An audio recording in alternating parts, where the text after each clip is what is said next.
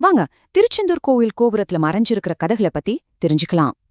இந்த கோபுரத்தை பார்க்கும்போது அது மொத்தமா வெள்ளை நிறத்துல ஒரே மாதிரி தெரியும் இல்லையா? ஆனா இந்த வெள்ளை நிறத்துக்கு பின்னால ஒரு பெரிய வரலாறே ஒளிஞ்சிருக்கு. வாங்க பார்க்கலாம். உண்மையில இந்த கோபுரம் ஒரே சமயத்துல கட்டப்பட்டது இல்ல.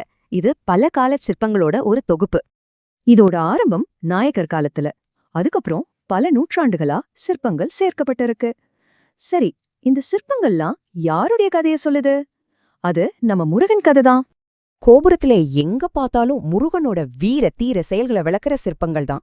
அதுலயும் ரொம்ப முக்கியமானது சூரபத்மன வதம் செய்யற சூரசம்ஹார காட்சி. ஆனா இந்த போர் வெறும் அழிவை பத்தி மட்டும் பேசல, இது ஒரு மாற்றத்தையும் சொல்லுது. இங்க சூரபத்மன் அழிக்கப்படல, பதிலா மயிலும் சேவலுமா மாற்றப்படுறான். போர் காட்சிகள் மட்டுமில்ல, தெய்வீக குடும்ப உறவுகளையும் இந்த சிற்பங்கள் காட்டுது. முருகன், அவரோட அப்பா அம்மா, அப்புறம் அண்ணன் விநாயகரோட இருக்கிற மாதிரி காட்சிகள் இருக்கு. இதுல இருந்து நாம ஒற்றுமை, சமநிலை, ஆதரவு மாதிரியான நல்ல விஷயங்களை கத்துக்கலாம். அடுத்து முருகனோட துணைவியர்களான வள்ளி, தெய்வானை சிற்பங்கள் ஒரு முக்கியமான கதைய சொல்லுது. வள்ளி இயற்கையோட சின்னம்னா, தெய்வானை ஒழுக்கம், பாரம்பரியத்தோட சின்னம். இவங்க ரெண்டு பேரும் ஒன்னா சேரும்போது வாழ்க்கையோட சமநிலைய காட்டுறாங்க. முருகனோட கதைகள் மட்டுமல்ல, பிரபஞ்சத்துல நடந்த பெரிய போர்களையும் இந்த கோபுரம் காட்டுது. அதாவது நல்லதுக்கும் கெட்டதுக்கும் நடக்கிற அந்த பெரிய போராட்டத்தை தான் இது சித்தரிக்குது. எல்லாமே போர், சண்டன் இல்ல.